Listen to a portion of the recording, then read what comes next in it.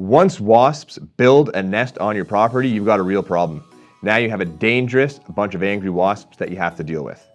So the best way to prevent that is to prevent them from nesting. So we're going to jump in today and talk about some super easy tactics to help make your home or yard a spot where wasps do not want to start building their nest. Let's jump in. So let's talk about wasps a little bit so you have a good understanding.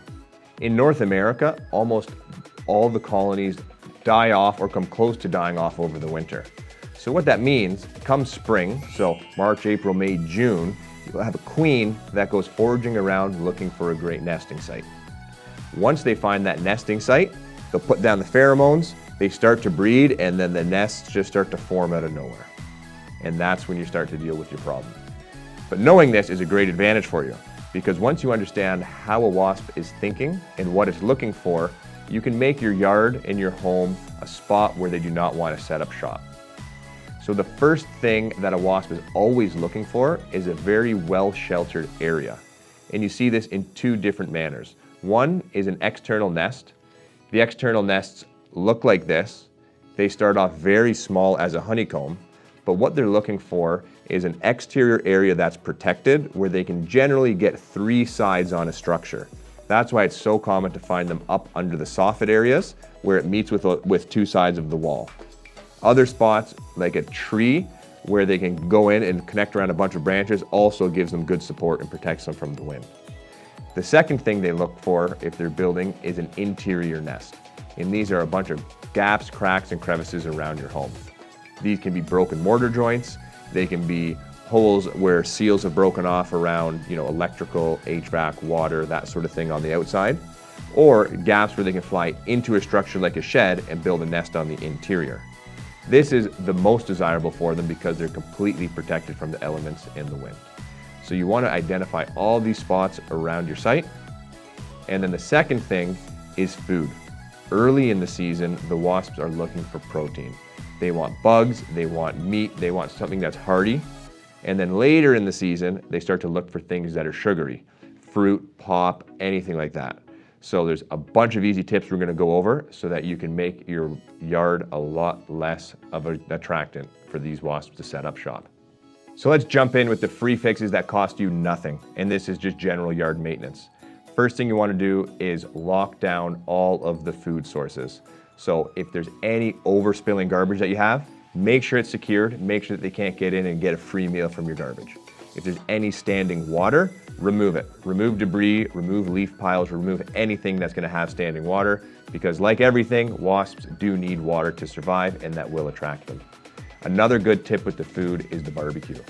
A lot of people will cook and then not clean the grill. Make sure you clean it and make sure you remove all of the scraps. That is an easy high protein meal that they like. Other things that you can do is remove any sort of debris and move it off the walls just so that other pests aren't there, because wasps will feed off of insects like spiders, caterpillars, worms, that sort of thing. The second thing is you want to remove any sort of harborage and dense coverage. They like to hide out, stay sheltered, and be safe, so making sure you trim back shrubs, trees, and keeping your grass short helps because it's not as attractive for them to be in there. They don't feel safe, and naturally, they're going to keep moving along doing it. This step costs you nothing except a little bit of due diligence. And it also does double duty. One, in the spring, it's going to be a lot less attractive for that foraging queen looking to get set up. Later in the season, it's going to be a way less attractive environment when you have swarms of wasps that are foraging for other things. If you do this, you're ahead of your neighbors and you're already well ahead of the game. So the next step in making your home wasp-proof is sealing the gaps. You want to eliminate the easiest areas that this foraging queen is looking to get established in. And what areas are we talking about? The most common one are where utilities go into the home. So your water line, your gas line, your electrical lines. If any of that caulking or sealing around there is broken off, a wasp can get in there and they start building a nest in your wall. Any other cracks or crevices in the foundation, in wood posts, or anywhere at all, you want to seal them up. And how do you do it? Probably the easiest way is jamming them really full with steel wool. You need to make sure it's very dense so that nothing can get through. Very inexpensive, very easy to do. Using any sort of caulking also works very well. It's a bit more of a permanent solution. and you want to just seal these holes up. It will be waterproof, it will last longer. This is probably your best bet if you're equipped to do so, but you want to really make sure that you block these areas up, because if she can get into one of these areas where they're fully protected, that is the perfect recipe to set up a nest. One very, very important note is you want to do this early in the spring. You want to do this before a colony is established. If you see a gap or crack and you're seeing multiple wasps flying in and out, you've missed your window and they've already started to build. Do not seal this. If you trap them inside, the next thing you have are wasps inside your home. If you see them flying in and out, you need to move forward to a treatment, eliminate them, and then seal it for prevention in the future. So now we're going to talk about the meat and potatoes. This is what you're here for, the proactive approach. The decoys and the traps. And these are what bring you to the next level once you have your prevention in place. So let's talk about the decoys. The decoys, the way that they work is you have fake wasp nests. As an example, this is a 3D printed wasp nest. This is probably the most common product that you see in the store. It's called a Waspinator. Very easy to use. And yes, it is basically just a bag. The way that these are designed to work are for these areas like under your soffits, in the trees, and areas where you can't actually use any exclusion to prevent wasps. The idea is that you hang these nests here, and when the wasps are going around and the queen's looking for a spot, they see that there's already an established colony, an established nest, and they move on. They are territorial, so it can work and it can deter them. With decoys, it's mixed reviews. Sometimes they work, sometimes they don't. It is very hard to know 100% if they work, but in my opinion, they're extremely inexpensive, and it's a great way to do some extra prevention, because if it works, great. If it doesn't cost you much. And looking at this, and you see how inexpensive these are, you have a premium 3D printed one, you have your classic Waspinator. You can also just go and get a brown paper bag. It looks almost the same, and hang them around. That is probably the most budget-friendly way to do it, and you can put a ton of them around. So again, under trees, under soffits, or any areas where the three corners meet up, where they can set up a nice nest with three sides attached to help protect them from that wind and the rain. Once you have your decoys set up, the more proactive approach are actual wasp traps. There's a lot of different styles, a lot of them can work well, and what we generally recommend is you use a few different types. So you can see this wasp out trap here. It comes in the box, it's reusable. You take it out, you hang it up, and you fill it up with your own bait. What to use for bait? We generally would recommend putting in both protein and sugar. That way, whatever that wasp is looking for, it's in here. Things like raw meat, hot dogs, pop, you put it in here, the wasps go in the entrance, and it acts as a one-way door. They go in, they get trapped, they can't get out, and they die in here. There's other styles of traps, like these Y wasp traps. They actually come with a pre-set bait. So there's a little bag inside, you fill it with water, you dump the bait inside that has a pheromone and some attractants, and you hang these. Works the exact same way.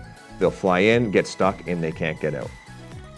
The reason that the wasp traps work very well is it's doing two things. One, it's attracting them. So you're drawing them in, and then as soon as they're in there, they can't get out. So in the best case scenario, if there's a queen that's foraging around and you trap her, she's no longer going to establish a colony, and you've completely avoided a nest being built.